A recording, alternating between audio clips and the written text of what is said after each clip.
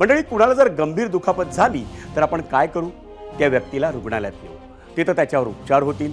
गरज पडली तर शस्त्रक्रियेसारखा अगदी सर्वात मोठा उपाय करण्यात येईल. पण अशा व्यक्तीला आपण केवळ पट्टी लावून शांत बसू का? नक्कीच नाही. पण पिंपरी चिंचवड महापालिकेचं तसं नाही.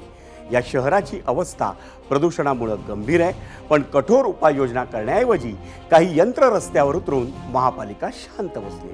पाहुयात महापालिकेचे महामुद्देमधला पिंपरी चिंचवडचा विशेष रिपोर्ट.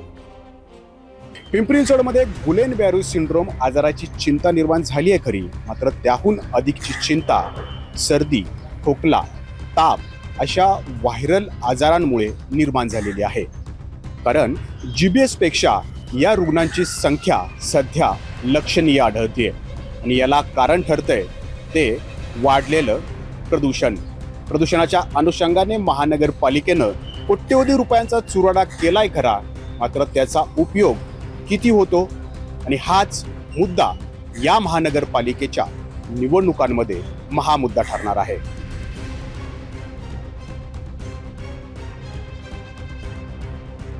या आहेत पिंपरी चिंचवडच्या रहिवासी विश्वदीपा होळकर. गेल्या 15 दिवसांपासून त्या ताप, सर्दी आणि खोकल्यानं बेजार झाल्या. प्रदूषणामुळे त्यांची ही स्थिती झाल्याचं त्या सांगतात. 10 ते 15 दिवसापासून ताप, सर्दी, खोकला होतोय.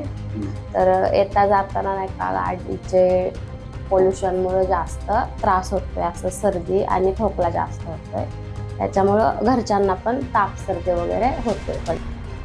प्रदूषणामुळे त्रस्त झालेल्या विश्वदीपा या एकट्या नाहीये, तर पालिकेच्या यशवंतराव चव्हाण स्मृती रुग्णालयात व्हायरल आजारांवर उपचार घेण्यासाठी दररोज 450 ते 500 रुग्ण येत आहेत. त्यांच्यापैकी 250 ते 300 रुग्णांना प्रदूषणामुळे हे आजार होत असल्याचं सांगितलं जात आहे. हा केवळ महापालिकेच्या रुग्णालयातलाच आकडा नाहीये, तर खासगी दवाखान्यांमधली ही रुग्णांची संख्या धरली तर हा आकडा हजारांच्या पार जाईल. सगळ्यात महत्त्वाचं कारण जे आत्ताचे जे रेस्पिरेटरी पेशंट येतात त्याच्यात पोल्युशन हा सध्या सगळ्यात मोठा इम्पॉर्टंट फॅक्टर आहे. जे हवेमध्ये जे काही धूळकण किंवा एअर पोल्युशन, गाड्यांचं जे काही प्रदूषण असतं, तर याच्यामुळे हे सगळे इन्फेक्शन व्हायचं कारण जे आहे ना, हे सगळ्यात जास्त आत्ता आहे. लाखो वाहनांमधून बाहेर पडणारा कार्बन डायऑक्साईड आणि नायट्रेट्स ऑक्साईड, या शेकडो बांधकामांमुळे उडणारी धूळ आणि ठिकठिकाणी कचरा जाळण्याचे प्रकार, त्यामुळे पिंपरी चिंचवडमध्ये प्रचंड प्रदूषण होत आहे. यावर कठोर आणि दीर्घकालीन उपाय काढणं महापालिकेकडून अपेक्षित होतं, पण तसं काही झाल्याचं पाहायला मिळत नाहीये. राष्ट्रीय स्वच्छ हवा योजनेअंतर्गत पालिकेनं 32 कोटी रुपये खर्च करून उपकरणं घेतली.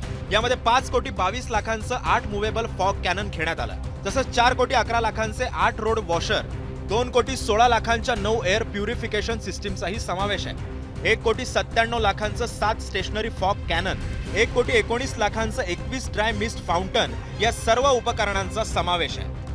आता तुम्हाला वाटत असेल की इतके पैसे खर्च केल्यावर पिंपरी चिंचवडमधलं प्रदूषण कमी झालं असेल, पण तसं नाहीये. कारण 11 फेब्रुवारी रोजी थेरगाव भागामध्ये AQI होता तो 177, भूमकर चौकामध्ये होता 170, पिंपरी चिंचवड महानगरपालिका मुख्यालय परिसरामध्ये हवेची गुणवत्ता होती 169, गवळीनगर परिसरामध्ये 168, सावतामाळी नगर भागामध्ये AQI होता 166. शहराची सरासरी काढली तर हाच आकडा होता 156. ही आकडेवारी पाहता महानगरपालिकेनं 32 कोटी रुपये खर्च करून प्रदूषण प्रबंधक यंत्रांचा खाट का घातला, असा प्रश्न पर्यावरण प्रेमी विचारतात. पर्यावरणाचा समतोल ढासळलेला जो आहे तो तसाच आहे. म्हणजे आता हवा प्रदूषणाचं म्हणाल तर फॉगर मशीन आल्या, इयरबिन्स चौकामध्ये लावले गेले, पण हे इयरबिन्स, इयर टॉवर ते चालू आहेत का? ते आजपर्यंत वीकली डेटा त्यांनी कधीच प्रसिद्ध केला नाही की यामधून प्रदूषण किती कंट्रोल झालं, कोणत्या टॉवरमधून आणि कोणत्या चौकामध्ये. इतक्या गंभीर प्रश्नावर आम्ही जेव्हा महानगरपालिका अधिकाऱ्यांची प्रतिक्रिया घेण्यास गेलो तेव्हा त्यांनी अतिशय हास्यास्पद उत्तर दिलं की या उपाययोजना नसत्या तर कदाचित हा 200 पेक्षा जास्त झाला असता. आणि त्यात दुसरा एक महत्त्वाचा पॉईंट आहे, आम्ही ज्या ठिकाणी सेन्सर IITMनी किंवा पोल्युशन कंट्रोल बोर्डनी बसवलेले आहेत त्या ठिकाणी सध्या कन्स्ट्रक्शन ॲक्टिव्हिटी मोठ्या प्रमाणात चालू आहे. त्यामुळं त्या सेन्सरमध्ये दिसणारा जो AQI आहे तो शहराचा रिप्रेझेंटेटिव्ह आहे असं सांगता येणार नाही. पाहिलं, पर्यावरण प्रमुख साहेबांनी केवढा मोठा जावई शोध लावलाय ते. याच प्रवृत्तीमुळे बहुधा आपल्या शहरांमधलं प्रदूषण कमी होत नाहीये. बांधकामांवर निर्बंध आणणं, सार्वजनिक वाहतूक व्यवस्था मजबूत करणं, कचरा जाळला जाणार नाही याची खबरदारी घेणं, असल्या उपाययोजना करण्याऐवजी आपल्या महापालिका काही यंत्र विकत घेऊन शांत बसल्यात. आलिशान घरांमध्ये राहणाऱ्या आणि अलिशान वाहनांमधून फिरणाऱ्या नेत्या आणि अधिकाऱ्यांना वाढत्या प्रदूषणाचा फारसा फटका बसत नाही, कारण ते प्रदूषणाच्या विळख्यातून स्वतःची सुटका करून घेण्यासाठी आणि स्वतःचं आयुष्य निरोगी जगण्यासाठी वाटेल तितका पैसा खर्ची घालत असतात. मात्र ज्यांच्या मतांमुळे सत्तेत आलेले नेते आणि ज्यांच्या कराच्या पैशातून शहराच्या विकासात भर पाडणारे अधिकारी या मतदार राजांच्या आरोग्याचा विचार कधी करणार आहेत का? नाजिम मुल्ला, एबीपी माझा, पिंपरी चिंचवड. एबीपी माझा, उघडा डोळे बघा नीट.